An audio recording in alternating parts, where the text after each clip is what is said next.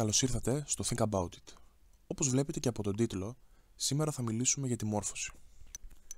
Η μόρφωση είναι μια αυθαίρετη και πολύ γενική έννοια, όπου δύσκολα μπορείς να την περιορίσεις και να τη βάλεις σε ένα κουτί και να ξέρεις ότι κάποιος που έχει αυτά τα προσόντα, κάποια προσόντα, είναι μορφωμένος. Ωστόσο, σε αυτό το βίντεο θα προσπαθήσουμε να δώσουμε έναν ορισμό, ο οποίος μπορεί να ακούγεται γενικός και να είναι γενικός, αλλά αν το πάρεις και τον συνδυάσεις με συγκεκριμένες περιπτώσεις, θα μπορείς να βγάλεις ορισμένα συμπεράσματα και να βγάλεις κάποιες και να αξιοποιήσεις ουσιαστικά τον ορισμό αυτόν με σωστό τρόπο. Αρχικά θα καταρρίψουμε ορισμένους μύθους, κατά κάποιο τρόπο μύθους, οι οποίοι απασχολούν πάρα πολλούς.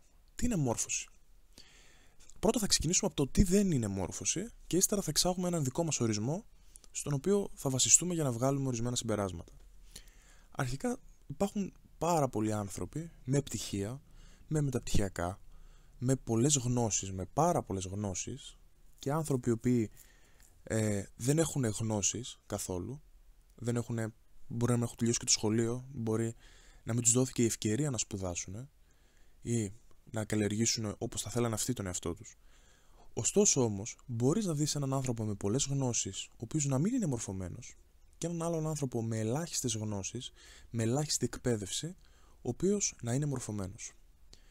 Επομένως, μπορούμε να βγάλουμε έναν ορισμό, σύμφωνα με αυτά που είπαμε, ο οποίος να λέει το εξής, ότι μόρφωση δεν είναι απλά η απόκτηση και η κατοχή γνώσεων, αλλά είναι ο σωστός συνδυασμός, είναι η αξιοποίηση των γνώσεων και ο συνδυασμός των γνώσεων με ηθικές αξίες. Δηλαδή δεν φτάνει να έχεις μόνο γνώσεις, σκοπός είναι τις γνώσεις τις οποίες έχεις, οι οποίες μπορεί να είναι λίγες, να καταφέρνεις αποτελεσματικά να τις αξιοποιείς προς το κοινό όφελος. Αν για παράδειγμα έχουμε έναν επιστήμονα ο οποίος έχει πάρα πολλές γνώσεις, αλλά φτιάχνει βόμβες για παράδειγμα, ή τέλος πάντων κάνει κάτι το οποίο βλάπτει την ανθρωπότητα, βλάπτει τον διπλανό του, τότε πολύ απλά μιλάμε για έναν άνθρωπο ο οποίος δεν είναι μορφωμένος. Ένα άλλο παράδειγμα. Έστω ότι έχουμε έναν πολιτικό ο οποίος έχει τελειώσει στο Harvard και ξέρουμε στη χώρα μας πολλοί έχουν βγει από εκεί, πολλά καμάρια έχουν βγει από εκεί. Δεν σημαίνει ότι ένας άνθρωπος ο οποίος έχει γνώσεις ή ένας άνθρωπος ο οποίος έχει τελειώσει μια σχολή ή έχει ένα απλά χαρτί, έτσι, γιατί μπορεί κάποιος να έχει πάρει ένα χαρτί χωρίς να έχει δουλέψει όσο θα έπρεπε.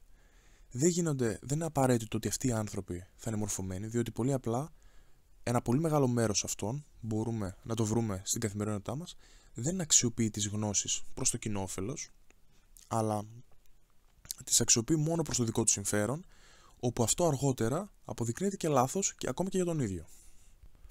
Αντίθετα, άνθρωποι που έχουν λίγες γνώσεις, τυχαίνει πολλές φορές, όχι επί των πλήστων, αλλά τυχαίνει πολλές φορές να μπορούν να συνδυάσουν τις γνώσεις αυτές με ηθικές αξίες και να είναι πάρα πολύ χρήσιμοι και να βοηθούν τους ανθρώπους τους.